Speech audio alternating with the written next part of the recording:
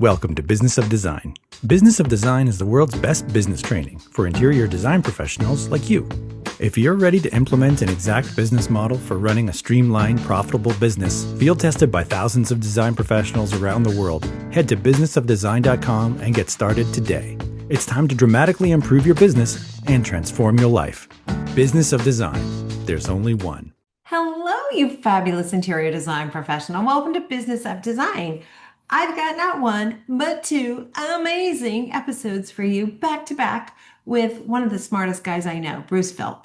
Bruce is going to talk to us about the fact that you are a brand, whether you like it or not. And what you say your brand is not necessarily what your brand is. This is one of my favorite podcasts of all time. It aired years and years ago, 7 years ago, 8 years ago.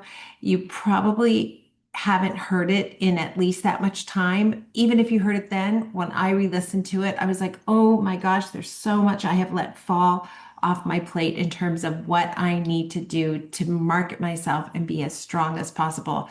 Such a great episode, part one and part two. We're really glad you're here. Quick announcements from Cheryl and into the show. Thanks, Kimberly. Well, if you've been working harder than ever but not seeing it in your bank account, you're going to want to join us on October 21st for a free 1-hour webinar called 5 Profit Moves You Can't Afford to Ignore. During this training, you'll discover 5 proven strategies to increase your profit without chasing more clients, adding more projects, or working longer hours. We're going to cover how to increase profit without increasing revenue, the smartest ways to use AI and systems to save time, why charging a premium for your consultation is the key to profitability right from the start, how to see employees as revenue generators, not expenses, and the hidden power of supplier discounts and how to negotiate them now. These aren't theories, they're practical, real-world steps you can apply immediately to protect your bottom line and build the business you deserve. Seats are free, but the lessons you'll learn are extremely profitable, so don't wait. Reserve your spot now. Go to businessofdesign.com and click on events and join us on October 21st. If you are a longtime podcast listener and have not taken that next step towards membership, please join us. You'll discover how actionable the advice we provide really is. We don't want you to figure things out on your own when we've already done it for you. We really do provide step-by-step instructions you can implement in your business for real results. So sign up, join us on October 21st, and please consider joining us within membership as well. We'd love to see you in there. Thanks so much. Hey everybody, episode 23, and I'm telling you right now, this one is stacking up to be one of my favorites. You are a brand whether you like it or not, and this is part one. I say it's one of my favorites because the guest, oh my gosh, brilliant guy, brand strategist Bruce Philp. Every single time I talk to this man, he challenges me to better thinking and better understanding, and I think you're going to find the same thing. And then the topic, you're a brand whether you like it or not. The topic arose because of a question that I asked Bruce in the interview, which is it possible to have a brand and be totally unaware of what your brand is, or even to be working at cross purposes against your own brand? And the answer? Well, you're going to hear it from him.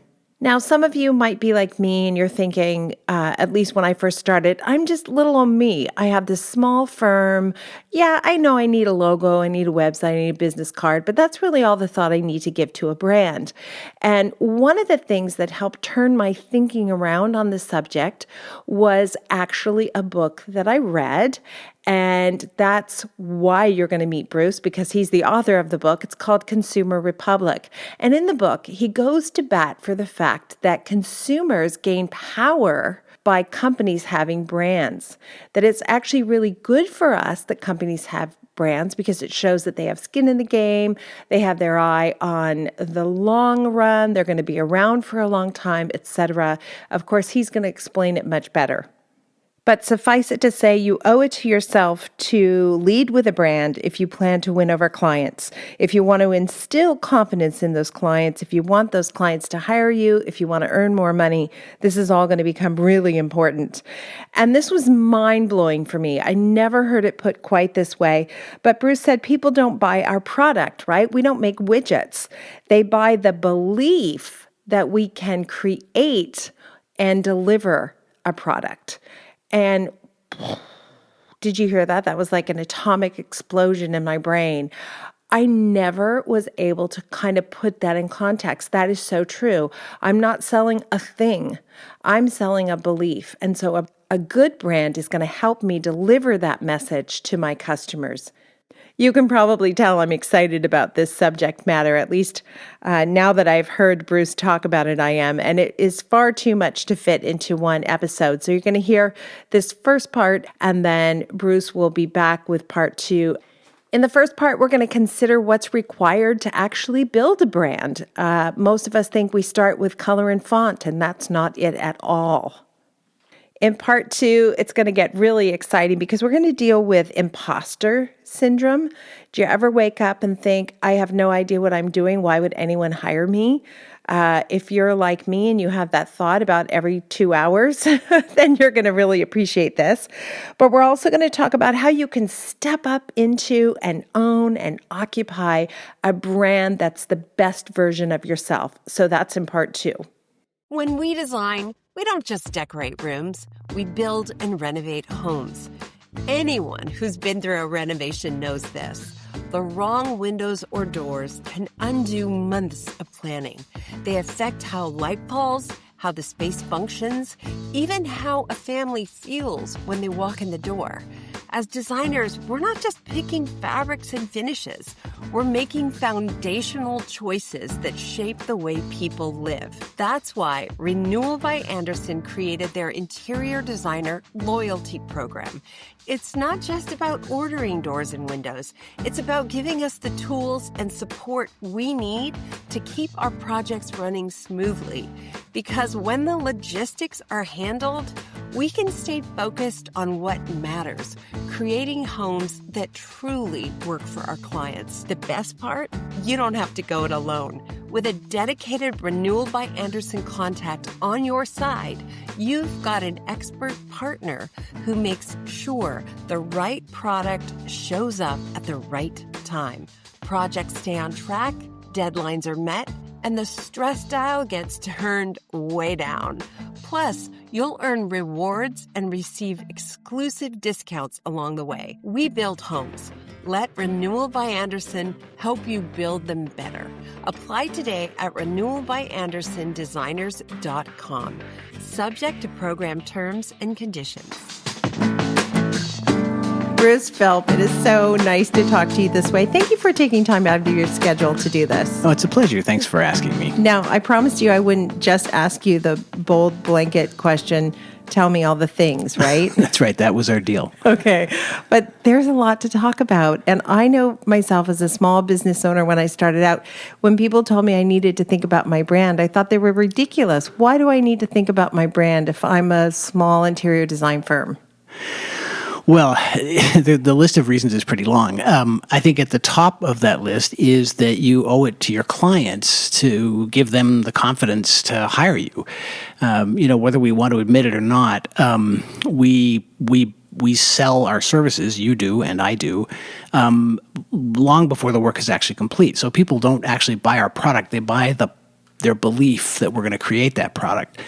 So if we present ourselves to them with confidence and with certainty and with kind of a clear sense of what we stand for, and we appear to have that sort of swagger of professionalism, they're going to feel much more comfortable about sort of signing us up. And then after that, I mean, I hate to sound crass, but it actually goes to the question of profitability. You can simply confidently charge more money for what you do if you look the part. I like when you're crass. Can we be crass through this entire podcast? Yeah, I'm cool with that. Okay, because I think it's something that most of us don't embrace enough, this idea that it's okay to be profitable. And then that being profitable starts far earlier with, I love how you put it, creating a confident package that the client will buy into. Yeah, that's right. Because as I said, at the end of the day, they don't really know what you're going to do. They're hiring you on faith, just as they hire me on faith. This episode is brought to you by Aquavado and the House of Roll Studio in Toronto. Aquavado is a trade-focused plumbing showroom designed to support interior designers with expert product guidance, educational support, and concierge-level service. Inside, the House of Roll Studio has created selections of Perrin & Rowe, Roll, Shaw's, Victoria and Albert, Emtech, and Schwab. Learn more at aquavado.com/designers. That's AQUAVATO.com/designers. How does your business intersect with our business? Well, I think there are obviously some big differences. The work that you do is much more personal to your clients than the work that we do is. And I think that, on the other hand, for us, the budgets are often quite a bit larger, obviously, and the stakes, at least at a corporate level, also larger. So, there are those differences. But what I think we share is that people hire us in the hope that we're going to magically solve a problem they can't solve themselves. And they hire us hoping that we'll do that based on, the signals we send to them that we've done it before. So my playing small is not being humble, right? I mean, I just can't chalk it up to that. I'm playing small because I don't want to act like a big shot because I'm just little old me decorating firm. No, not at all. You're not doing anybody any favors that way. I mean, your objective is to be paid as much as you reasonably can for what you've done, and have the client go away happy at the end of it, right? So, a happy client and you underpaid, that's a failure. You being well paid but the client going away miserable, that's a failure. But in order to have that at bat, you have to convince them that you're someone who's done this kind of work before, and you are comfortable with whatever exigencies might arise, and you know how to handle them, and it's all pretty free. You want to have that kind of this is sort of a macho reference point, I suppose, but you want to have that kind of fighter pilot certainty about you. Wow, I think I went about this the entire wrong way, and maybe I backed into it, but the fact of the matter is I thought I had to tell them with my words that I was going to take care of them and they were in good hands.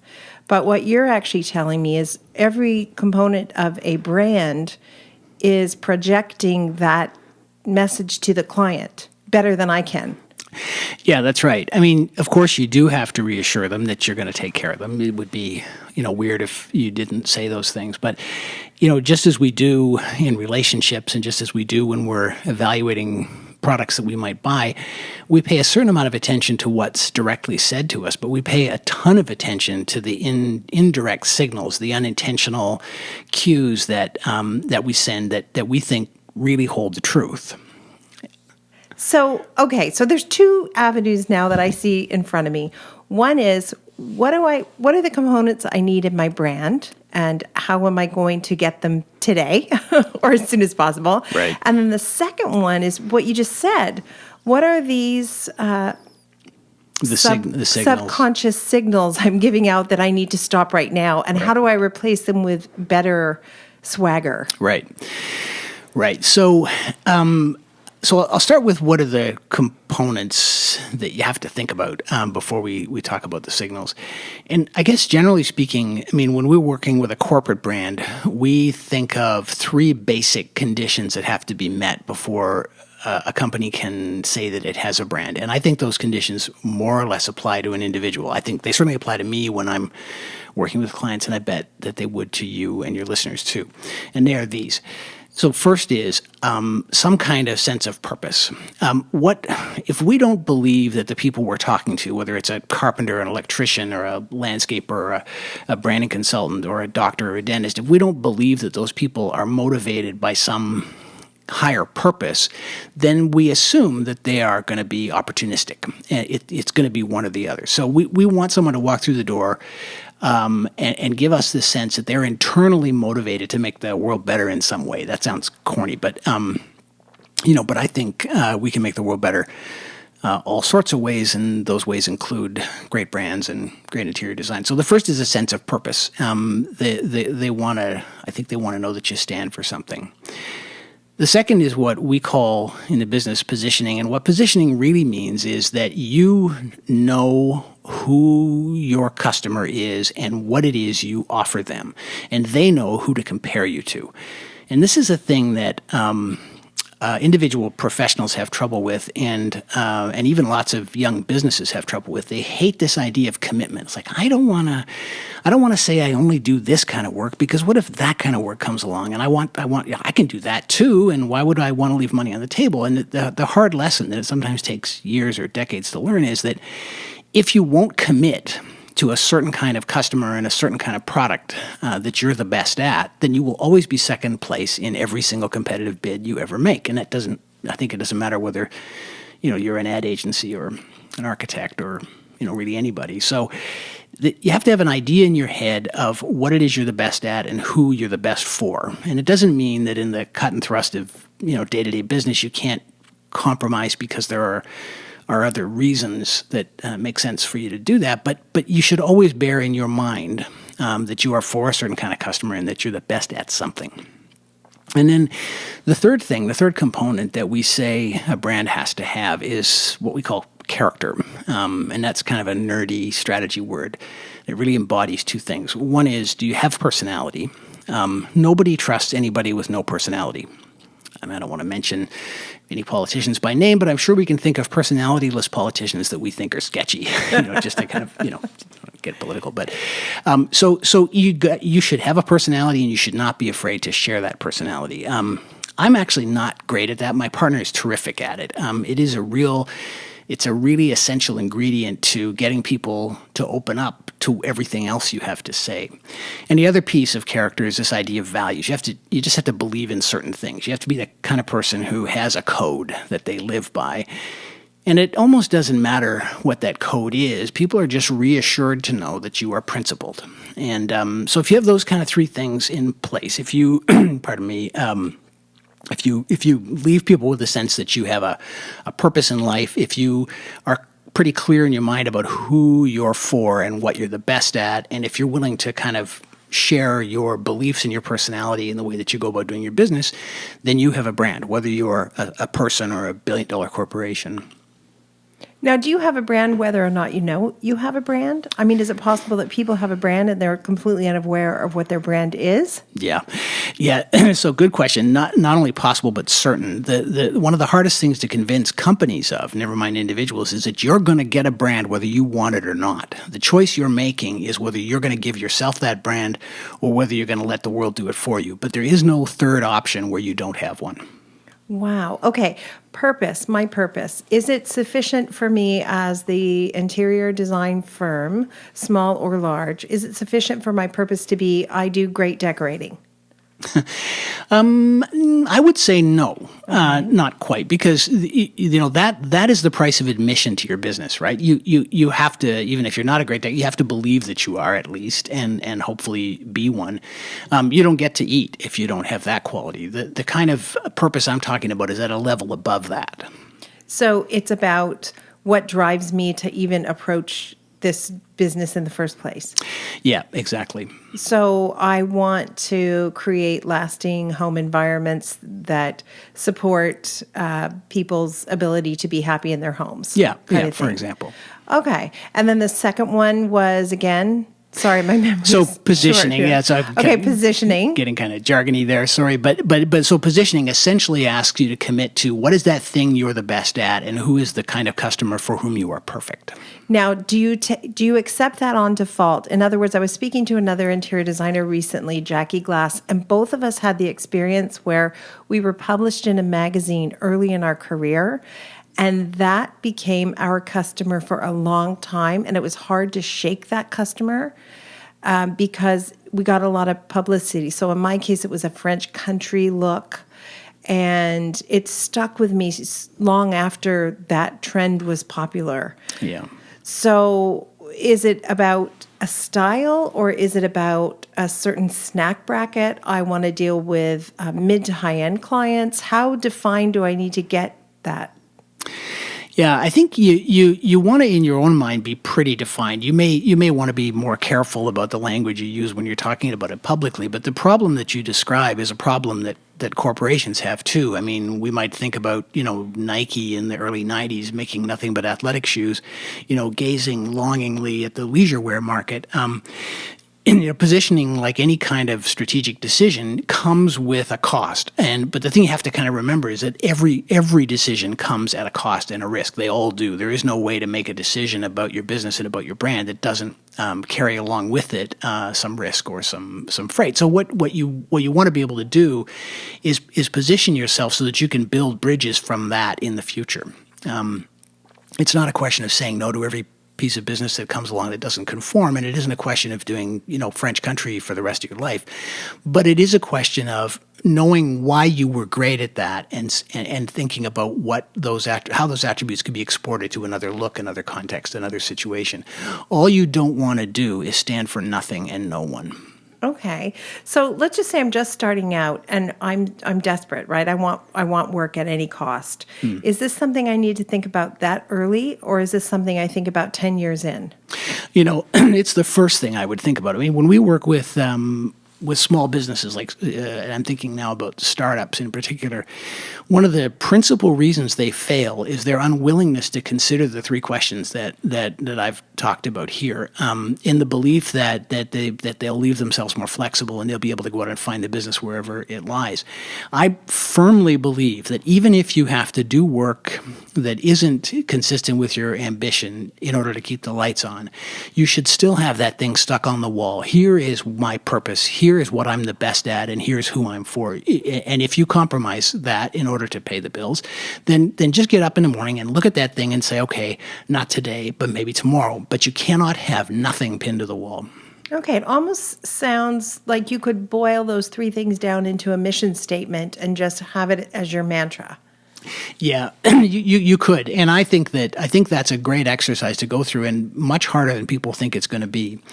The trick is that you have to be your own toughest client, because mission statements, and this applies to the corporate world too, are so easy to kind of take all the edges off, so that they're completely beige and meaningless and uncontentious, and that's a mistake. You want it to be a little bit tough. You want it to be a little bit hard to live with, because that's how you'll get better. Okay, this is really fascinating. Okay, and then the third part of the equation was personality Right. and character. Yeah. Tell me about that. How do you project that except for when you meet the client? Well, I think the personality piece is easy. If you're in a creative industry, you have a personality. The question is simply whether you've been letting it off the leash or not. And I just think that we have more permission to do that than we think we do. It took me a long time in my career to get comfortable with being the arrogant jerk I actually am with clients, but they're reassured by that. And every once in a while there'll be one that I don't get along with. But frankly, if they aren't comfortable taking my advice, then I can't give them any value anyway. So it's better that we don't work together. But everybody else wants me to be authentic. They're comforted by the fact that I'm authentic because it says I'm confident. And if I'm confident, it says that I've generally been more right than I've been wrong in my career, and that's the kind of guy they want in their corner. Oh man, I hear exactly what you're saying, and I agree with you 100%, and I feel like I'm there, but there's so many people listening who are saying, oh my gosh, I just don't have that kind of confidence yet. What am I going to do? I guess this is taking us right down that second path you identified, which is how do you project your swagger? Signals, yeah. Well, it's funny. The story that I like to tell about this particular subject has to do with our own business, and the story is called The $1,000 Business Card. So my partner is also my wife, and we work together out of our home. So we have clients all over the world, and they're all corporate clients, and they're all pretty big, and it looks very impressive on our website. But the fact is that on most days, it's the two of us and the cat in our pajamas kind of working, and so that produces a certain dissonance that you have to deal with, where when you're on the phone, you have to give people the sort of confidence that they're dealing with a professional who's experienced and as I said earlier, is right more often than they're wrong. But on the other hand, you want to enjoy the benefits of being self-employed and the kind of casual ease that goes with that. And the fact is, I'm never not thinking about my clients' problems, even if I'm cutting the lawn. So when we first started working together, my wife and partner said, we need awesome business cards. And I'm like, so not digital ones then, like just from a printer. No, really awesome business cards. So I'm like, oh, so like they're thicker and they have that bumpy type on them. And she's like, no, really awesome business cards. So the next thing you know, we have these beautiful letterpress, sort of maker culture kind of, slabs of high cotton fiber, cardboard with this beautiful, kind of letterpress, debossed images and they're like lovely kind of early 20th century feeling to them, and they're printed on both sides, and you hand them to somebody and they feel kind of guilty if they don't look at them for a minute, and it cost like $1,000 a box. And and so I said, well, okay, we'll trust each other. This is what we'll do. And so we bought these expensive business cards. And the two things I will tell you are, A, I still have lots, so it really wasn't bad value.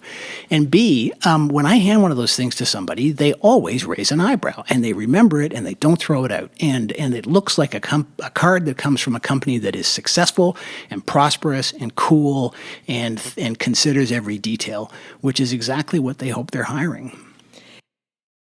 So,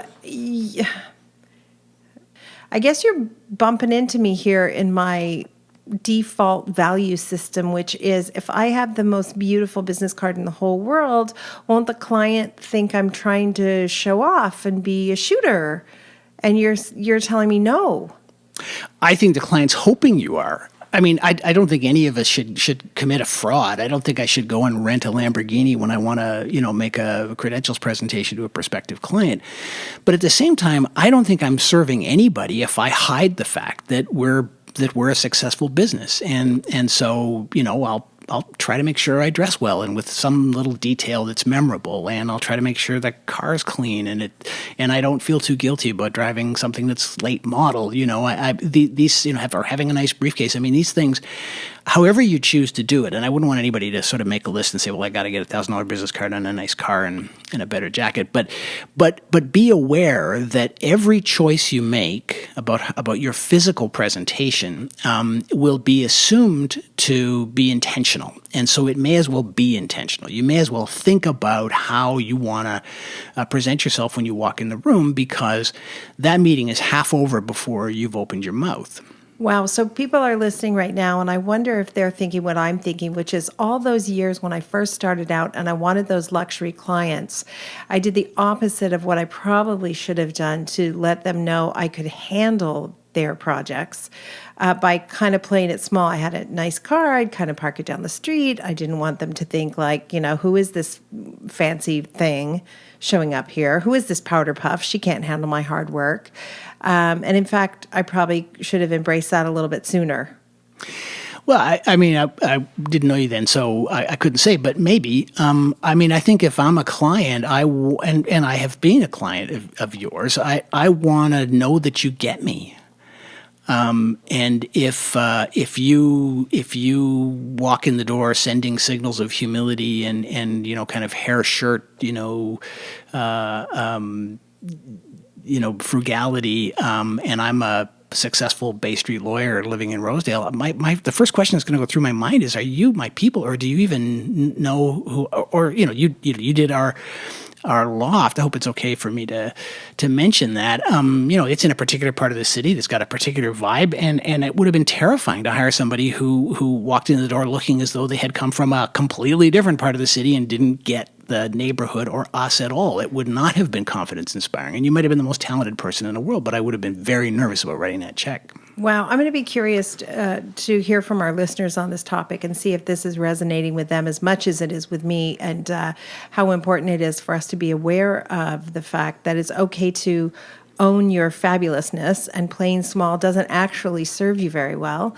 And that if you really want those luxury clients, you do have to be able to talk their language. Because there's so many conferences and podcasts and seminars devoted to getting luxury clients. And the fact of the matter is, I think most of them, at least the ones I've listened to, have completely missed the mark. Yeah, I mean, and it's not that I'm unsympathetic to, what it takes to get a business off the ground. And again, I stress I wouldn't want to be taken too literally here, but I think about the times that we have worked with graphic designers, for example, and we'll walk into a room and sit down with those people, and the thought that's in my mind from the moment I sit down is, you had better have better taste than I do. Yeah, I'm sure our clients want to know that about us as well. And the thing is, clients are well traveled, they are well read, they appreciate good food and good wine, and they want to be able to talk to you about all of those things when you go in their home to decorate. So, owning that is okay. I couldn't agree more. I mean, you don't do yourself any favors by playing modest, and you don't do yourself any favors by playing bland. Wow. Beige isn't a color, it's a way of life. Right. There you go. Okay, so I want to speak. I guess I'm feeling sort of protective of that person who's just starting out and they think they're very far away from where you are and very far away from where I feel that I am. How do they portray swagger a little bit more? What are the things that they can do to be a little bit more confident, project confidence? And I think, by the way, if they project confidence, eventually they grow into that a little bit faster. Right. Well, I think there are some very basic tools that that a designer must have to have from the moment they hang out their shingle, and those tools are probably some kind of website. There are probably some kind of logo and some basic collateral material like a business card. And there's probably some kind of presentation format that they have to work in when they're, sharing their thinking with clients. Those are three areas where good graphic design will pay off. And so I would, I would say that that's a place to start that doesn't need to be very expensive or very soul crushing, to just go the extra mile to make them gorgeous. And I think that, every agency art director I ever met thought he was a graphic designer, and every graphic designer I ever met thought he was an architect, and every architect I ever met thought he was a graphic. We're sort of terrible about this, but I would say, there are a lot of really brilliant, gifted, and graphic designers out there who do beautiful work and don't charge $1 million. At least consider the possibility of having that initial body of work, created for you, because A, they'll be better than you, and B, they're going to think you're better than you think you are. Right. I can speak firsthand to this one. I think I'm a pretty good interior designer. So how hard can a business card be? And I can choose a color for my website, and I can choose a font and all that kind of stuff. And I did that for a long time. And then, full disclosure, I hired Heuristic. I can't remember if I hired you first or you hired me first, or if it was like a rock, paper, scissors thing. I don't know. But anyway, I was shocked at your sort of dissection of what was going on with the Business of Design brand. I thought we had a pretty solid brand. I was pretty proud of what the original site looked like. And then your assessment kind of blew my mind. So I realized, why did I think that I knew how to do that? Why did I automatically assume I could do that because I'm an interior designer? I was so far out of my depth. Well, I think, so that you're not, too hard on yourself. I mean, I think part of it is because there's a set of skills that those people have that, you may not have in as much abundance as they do. But the other thing is that, there's a reason why they say the lawyer who represents himself has a fool for a client. Even if you're the best in the world, you're going to suck at being your own client. All your hang-ups are going to get wrapped up in the decisions you're making about your own brand. And if you like so many creative people have insecurities, if you get up every morning with imposter syndrome, if you're the kind of person who goes, oh my God, I'm not sure I'm up to this job, and I'm a fraud. Geez, I hope these are voices that we all hear. You got a hold of my diary. How? How did you get my diary? I feel the same way as a writer. I think we all have these issues. Well, that makes us terrible clients. You want somebody sitting across the table from you who looks at you on the surface and takes their own hope rather than their own hang-ups. hangups and says, I bet this is the best interior design that there has ever been. And so I'm going to do a logo for that person. And the designer who did your work with us was entirely focused on what makes you great and is unaware of your hangups, if to the extent that they might exist. Right. No, for sure. But that convinced me I'm ruined. Now I know I'm ruined. It's kind of like when you take your own photographs of finished rooms, you think they look pretty good, and then you hire a professional and you go, oh my God, I will never take another photograph of a room I do again. I will never attempt a website or a business card or a logo or the color story or the font or any of it, because there's just so much to think about, and getting it right matters so much. And I feel like I grew into the brand when the brand looked better. I got better when the brand looked better. I got better when the brand got better. And that right there, my friends, is the moment where I realized, wow, there's a whole other conversation we need to have with brand strategist Bruce Philp. And so we are going to break this up into 2 parts. And we're going to talk in part 2 about imposter syndrome a little bit more. And we'll talk also about how you can become that talented, amazing design professional by rising up and occupying the space that a great brand can build for you. Bruce has more to say on today's subject, though, and I think you're going to be particularly interested to hear how he approaches flat fee contracts.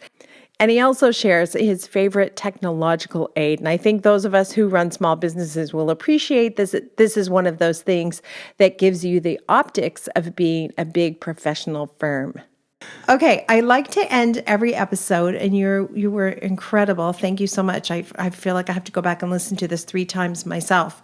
I like to end every episode with some rapid fire kind of value bombs, I guess.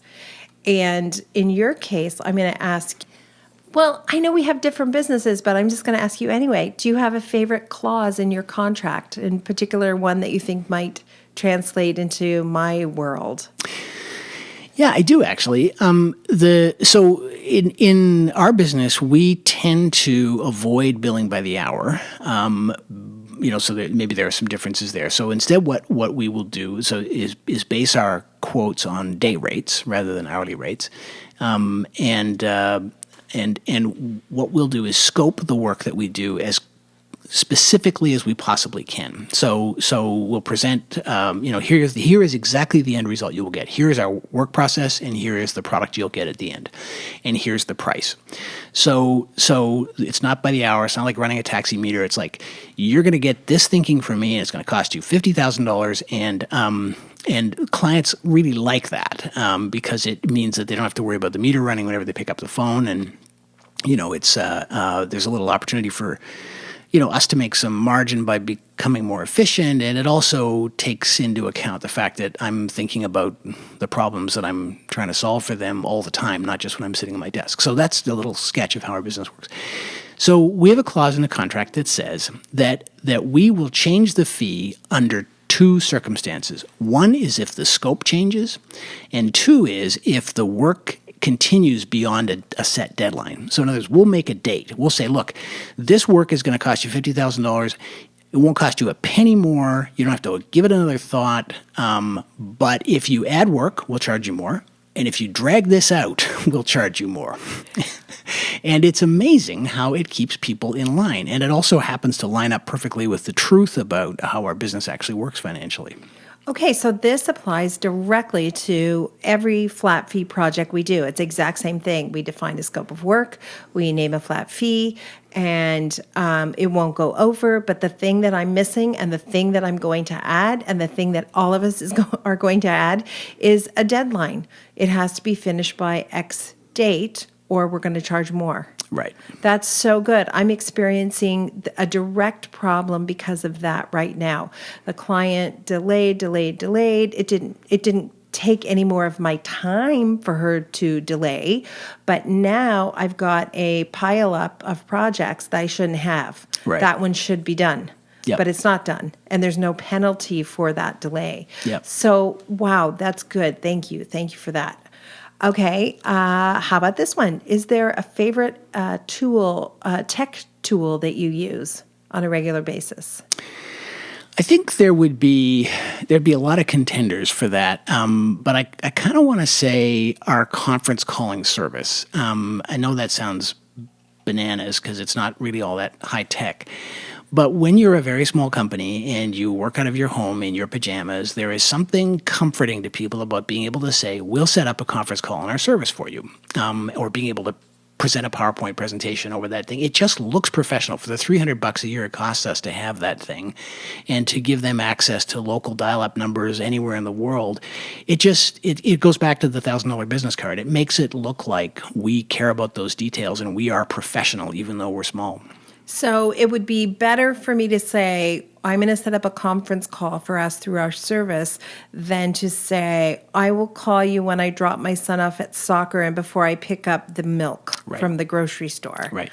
Okay. So optics matter is what I'm learning from you. Optics matter. And the reason they matter is they give people confidence. And they will take what they think they discovered about you and they'll apply it to everything they believe you're doing but can't see. So the fact that we have a professional conference service that gives them a local dial-up number for San Francisco and has the ability to share files and desktop, that's like, okay, so they're serious. That must mean they're being serious about all the other stuff they're doing too. And as dumb as it sounds, this is how the human mind works. Wow. And you follow that thread all the way to the end of the ball of yarn. And I bet you the client doesn't argue as much with the company that has the conference calling service as it does with the woman who's exhausted and dropping her kid at soccer and picking up milk on the way home before she makes dinner. Yeah, no doubt. Wow. It's kind of like leading with the chin, isn't it? When you give out those personal details, you're setting yourself up for some judgments. Yeah, you think you're putting some forgiveness in the bank, but what you're really doing is giving away your power. What's the name of the conferencing service you use? Right. We use GoToMeeting, but I'm sure there are lots of equally good ones out there that offer the same sorts of services. But GoToMeeting is good and stable, and we also use it as our when we're doing podcasting work, we use it as our dial-in tool. Okay, so we use that as well when we do webinars. We have GoToWebinar, and I think it's super reliable. But I've never used it to set up calls with clients. I don't know why. That's kind of crazy. Thank you. Yeah, it's funny. I think a lot of the work that you do probably is done in the client's home or office, so it's not really asking much of them. But in corporate life, we find that people are delighted to not have to go sit in a meeting room or get in the car. Right. Yeah, for sure. Absolutely. Okay, 3 ways small business owners give away their power. This is your fault. You brought it up. The next book. Really? No, yours, not mine. My next book, no. And we're going to talk about your books. But 3 ways small business owners give away their power. I think that's one for sure. Is just the simple professional, details of how you conduct business. I think independent professionals are terrible at cash flow, and by that I mean prompt invoicing and prompt follow-up when things go, over the agreed payment terms. I think when you do that, you profess your weakness in, just unmistakable terms. And third one, I think it goes back to this thing we talked about earlier about sort of purpose and positioning. If you appear to be willing to compromise on the fundamental things about who you are as a designer, they know they've got you.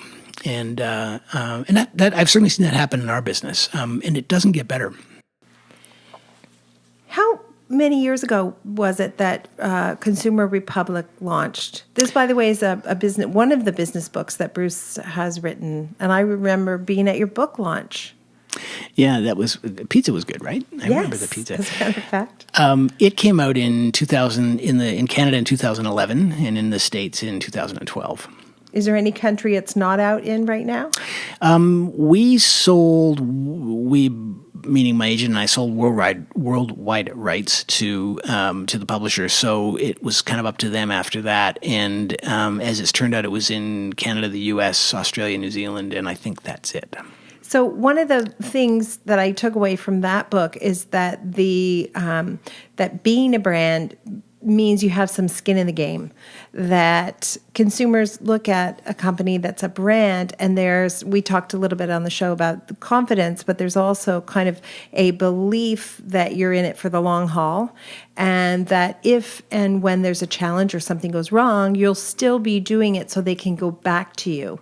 So those are all powerful reasons why it's okay to be a brand. What else would you say off the top of your head from Consumer Republic is valuable to our group? And everybody, by the way, will have a link to the book. It's an excellent read. I know there's a great little story about a toaster, which I've shared, I'm sure, at seminars, et cetera, and Bruce shared actually at one of our conferences. But are there a couple other takeaways from Consumer Republic that we need to look for?